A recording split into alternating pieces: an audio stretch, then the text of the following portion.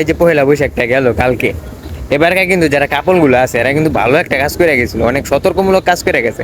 সেটা হলো গিয়া আপনারা যে এই যে কাপড়গুলো এরা কিন্তু আগে কিন্তু যে 12 মাসের নামটা আগের বার জিগাইছিল পারে না গা। এবারকার কিন্তু ঠিকই মনে করেন ওরা কি করছে, বাসাতে শিক্ষা গেছে। ওইটা কিন্তু ওরা শিক্ষা গেছে যে আমারে যদি আমি বাইরে হই যে রমনা পার্কে, তাহলে কিন্তু আমার সাংবাদিক ভাইরা ধরবো, ধরলে কিন্তু আমার কইতে হইব, না ধরলে কিন্তু মান সম্মান সব যাইবো। ঠিক আছে, যেহেতু বাংলা মাসের নাম, বাংলা যে উৎসব একটা, এনে না কইতে পারলে তো পুরো মান সম্মান যাইবো। এই কাজটা করে ওরা কিন্তু মনে হয় না, এবার আগের থেকেই ওরা সতর্ক হয়ে গেছে। এবারকার 12 মাসের নাম এবং ঋতুমিতু সব মুখস্থ করে গেছে। কিন্তু এবার ওরা বড় একটা শেখা খেয়ে গেল, বড় একটা।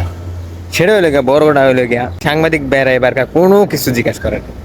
তারা ঘুরছে টুরছে সব কিছু করছে, কিন্তু অপেক্ষায় ছিল কবে আমার জিজ্ঞাসা করবো যে 12 মাসের নাম কত, এটা কত, এটা কত। কিন্তু তারা জিজ্ঞাসা করে না।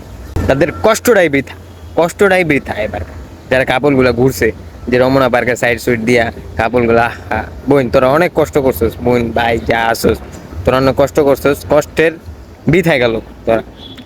এখন কি করবো, সাংবাদিক বেড়াই প্রশ্ন করে না গিয়া, দুঃখের বিষয় বুঝছো।